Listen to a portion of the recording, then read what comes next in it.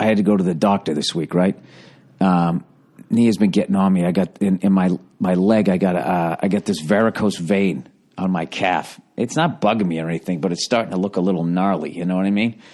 And she goes, "Why don't you have somebody go down and take a look at it?" I was like, "I'm not having somebody cut out my fucking leg." And she goes, "No, they just inject something in there.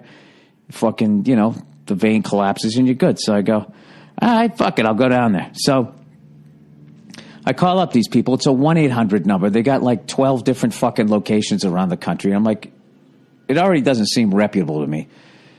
So I call them up and they're like, "Yeah, blah." And they go, "What's your name? Where do you live?" And I go, "Why do you need to know where I live? I don't want you to know where I live.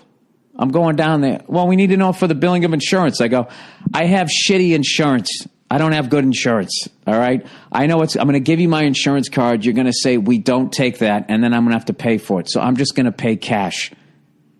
Why do you need to know where I live?" And she goes, "Because that's part of our policy." And I go, "Why?" She goes, "I just told you why." I go, "No, you didn't. You just said it's part of your policy. I want to know why that's part of your policy." She just kept going, "I just told you why." I go, "No, you didn't." So finally she gets her fucking supervisor. And no, we need an address. So you know what I did? I just gave him a fake address, which is what I'm doing from now on. Just give him a fake address. I gave it to him. And then I go down there. I show up at the doctor's office, and they never said, "Hey, your address didn't check out." They didn't. So now it's great, too. I got that misinformation out there about where I live for when they go to sell it to some other corporation.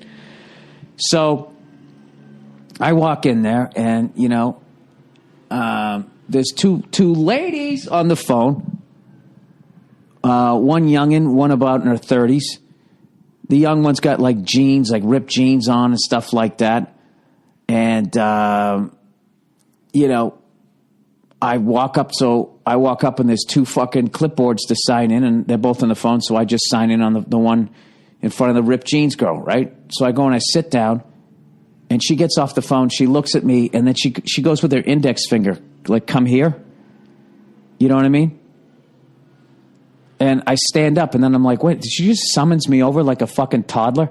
And I walk up, and she goes, "Do you have an appointment?" And I'm like, "Yeah." She goes, "What's your name?" I'm like, "William Burr."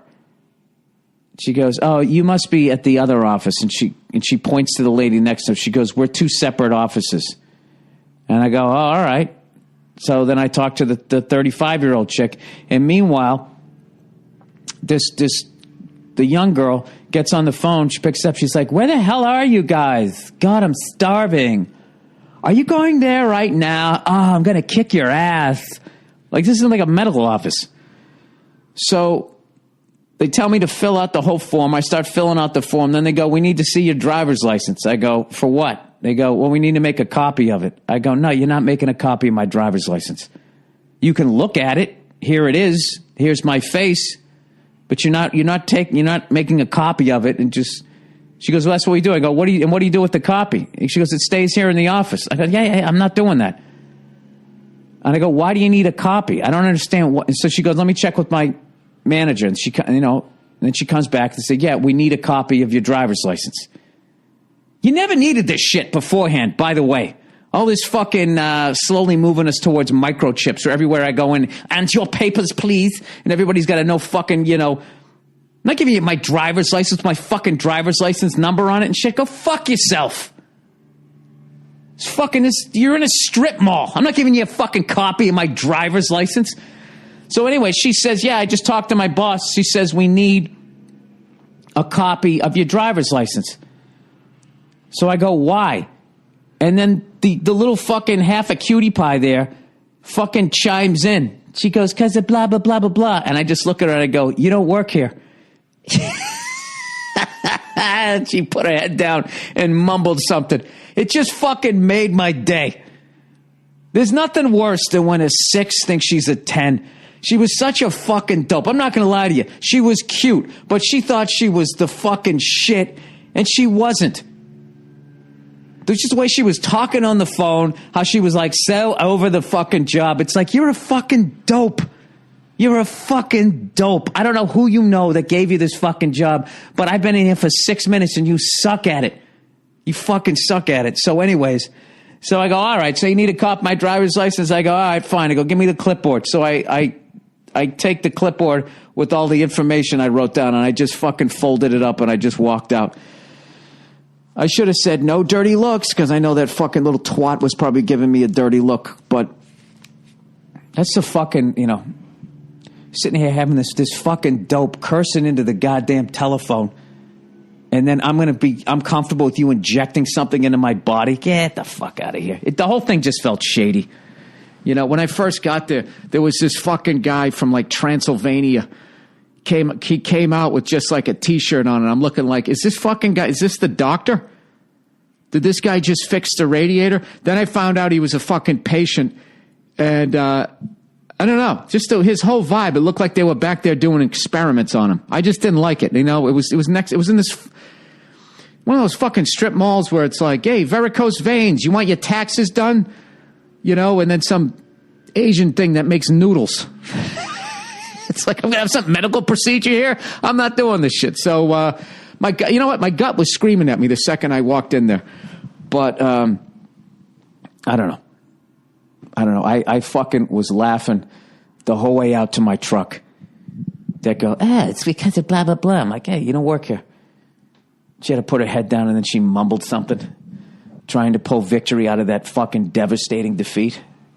Who's kidding who? It wasn't devastating to her. She probably whined about it, and somebody bought her a new iPhone, because they think that they're going to fuck her. Anyways, I was actually telling a buddy of mine that. He was going, man, I hope my daughter doesn't end up like that. I said, nah, you already would have saw it. She's 3 years old. You can tell if your kid's going to be a dope or not by the time they're 3. I'm not saying you can't tell if they're going to be on drugs or make a bad choice in their teens, but you can tell whether or not you actually got somebody who got the A brain, and I'm not talking fucking Einstein. I'm just saying, like, they're on point. They're talking to you. They're locked in. You're giving them information. They're processing it, And then you got the B brain, those almost smart people. They're the funniest people because they, in some way, they kind of know they're dumb. Because straight up dumb people don't know they're dumb. They just always think that they're getting fucked.